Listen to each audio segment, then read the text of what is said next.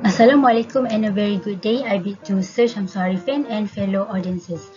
My name is Farizah Binti Zainuri, a student of CS650 Bachelor of Computer Science Multimedia Computing at UiTM Jasin, Melaka.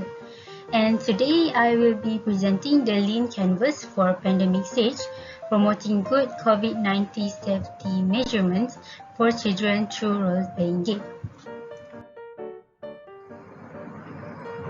Okay, so first and foremost, I would like to introduce what pandemic stage is all about. The idea of pandemic stage was founded on seeing how most of the information and news shown about the coronavirus mostly focuses on teenagers and adults. So with the development of this application, I hope to also spread the knowledge to children and young students. Okay, now the template shown here is what is called the Lean Canvas. Lean Canvas is a revamped business model canvas or BMC, which allows you to investigate business prospect using the problem solution approach. Lean Canvas is created by Ash Maurya and can help you with deconstructing your idea into its key assumptions. It is adapted from Alex Osterwalder's BMC. While BMC is a very long document to read, Lean Canvas is the perfect one-page format for brainstorming possible business models or ideas. The Lean Canvas replaces long and boring business plans with a one-page business model that takes about 20 minutes to create and gets read. It is a visual guide to communicate your model or idea effectively with your customer. Okay, first off, we have customer segments. Now, who are the customers of pandemic stage? These would be children, especially students with the age ranging between 7 to 12 years old. Why this group in particular? Well, it is simply because children this age are starting to explore and curious about what is happening around them. They need age-appropriate knowledge about COVID-19 as well as specific guidance on how to prevent the virus from spreading. As I mentioned earlier, most of the information that we see on screen are not really that child-friendly and are mostly focuses for adults. Now, for the early adopter section, I specify the people who will be the first to use or test the raw product or the application itself. That includes close family members aged between 7 to 12 years old, children who play desktop games, and even I myself as the starter founder. Next, in the problem section, it is meant to refer to the problem that this application is meant to solve. The first problem is facts and information alone is not adequate to elicit behavioral change on how children practice COVID-19 safety measurements.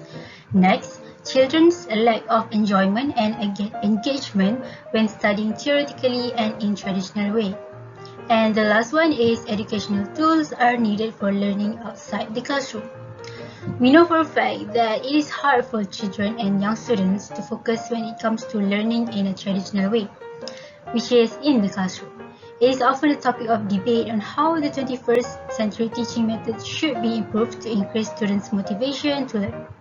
According to Wayneman and Kenner, the majority of young learners dislike studying theoretically as they are easily bored and distracted. Educational learning apps should not replace the classroom learning environment, but they have become the perfect tool for extra learning outside the classroom. The existing alternative section is the part where I mentioned about close competitors that are already solving the specified problems. And in this case, we have two applications which are Can You Save the World and Cat Colony Crisis. Both applications take the idea of having viruses concept in their gameplay.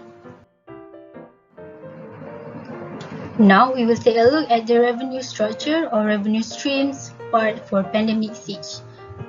Currently, pandemic stage does not have any dedicated revenue streams and is free for users to play, hence why, along the process of improving it, I need to determine how to make money with the application and consider having in-app advertisements.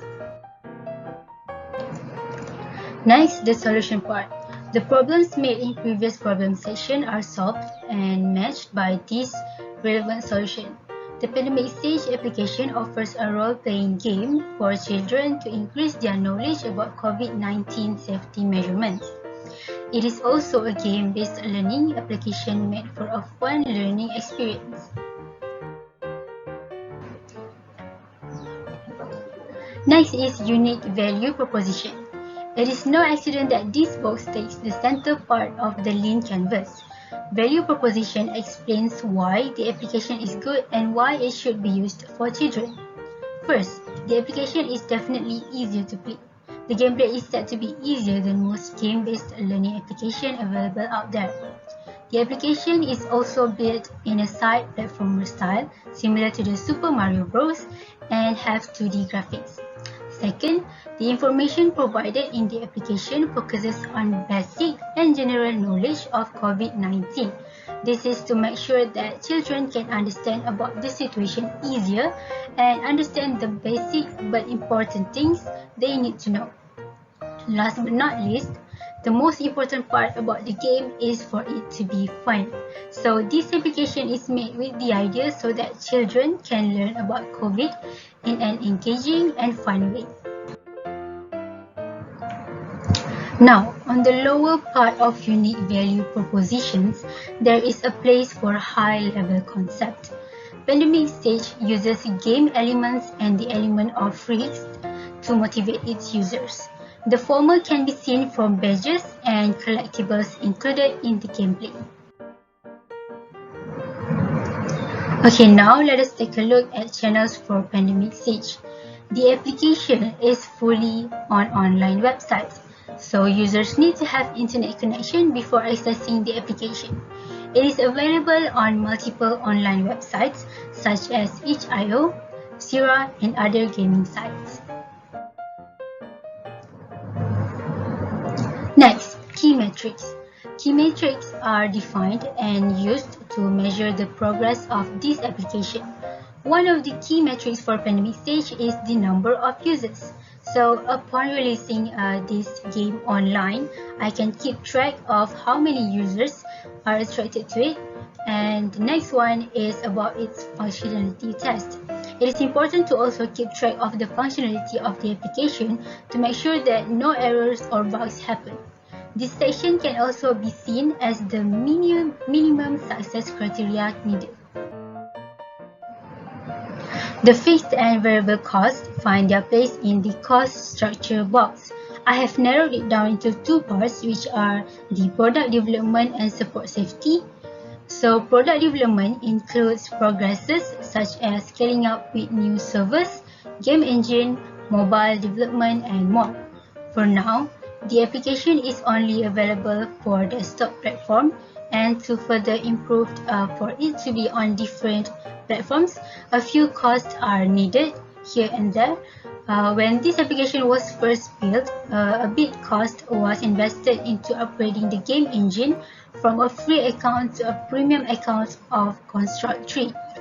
For support and safety, it is about ensuring that the quality remains high and information used are safe.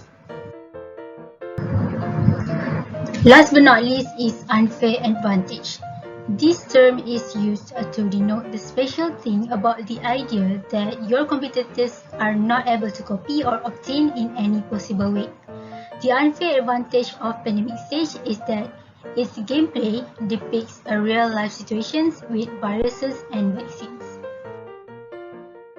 And with that, I will now end my presentation, and thank you so much for kindly borrowing your time to be here with me. Have a wonderful day. Thank you.